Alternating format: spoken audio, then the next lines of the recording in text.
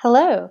This week, as part of our discussion board experience, we're going to head on over to Jamboard. This is a app sponsored by Google, and it allows you to brainstorm and communicate in real time.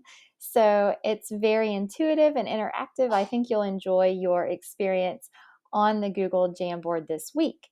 So our primary purpose is to get into groups for your next speech, the group persuasive speech. Now, in the past, I have just assigned students to a group, but I want this semester to try an experiment on your class, and I want you as an online class to form these groups in a more organic fashion. And so you may decide to group yourselves based on interactions that you have previously had on our discussion board, or maybe some interest and connections that you have made through watching speeches and getting to know your classmates. Or maybe you want to group yourself based on topic.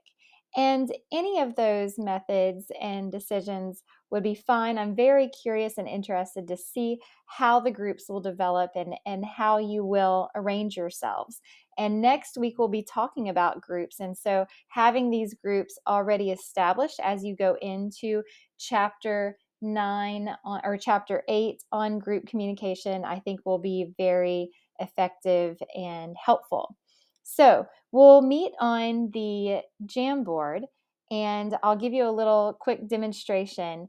When you get to the Jamboard, you'll see this will be the home page, and it'll have the instructions to watch this video that you're watching right now, and then you can scroll through the pages. Scrolling through the pages simply involves going up to the top of the platform and clicking the arrows. And these pages won't be blank for long. They'll start filling up with group communication. And so you'll start at the home page and you'll start organizing yourself into these groups with at least 3 members. Ideally, a 5 or 6 member group should work well for this assignment. And then you'll begin, and groups will begin to communicate their preferences and their ideas for the topics for your speech. And so a group member may post a topic, and there's several ways you can do this. You can write directly on the board. There's a pen tool. I really like using the sticky notes because you can type a topic.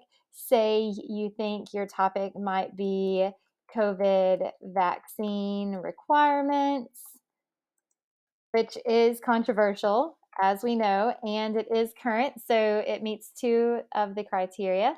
And then you'll see that when you post that sticky note, you can also change the sticky note color. You can make the sticky note bigger. Oh, also, you'll want to definitely make sure that you put your name so that I can see who's communicating and who's doing what. And you'll want to, of course, put your name on the board so that group members know who you are and that you want to establish a group. You can also begin even talking about group roles, although we'll get into that more next week.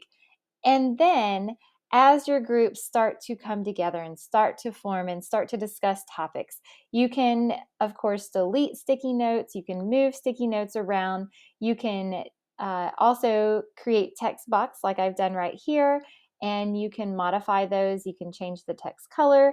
The board is very fun, and it's a neat tool that we have for group communication. So I wanted to introduce that to you and allow you to play around with it this week and use it for your discussions. So the last step in your group communication this week and in your discussion board assignment, the end goal this week is to come up with a working persuasive proposition.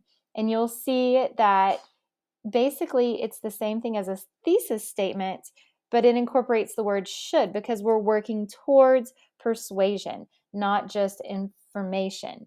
And so the example for the COVID vaccine requirement topic, to transform that into a working proposition, down here I've said public schools should require children to get a COVID vaccine. And that would turn it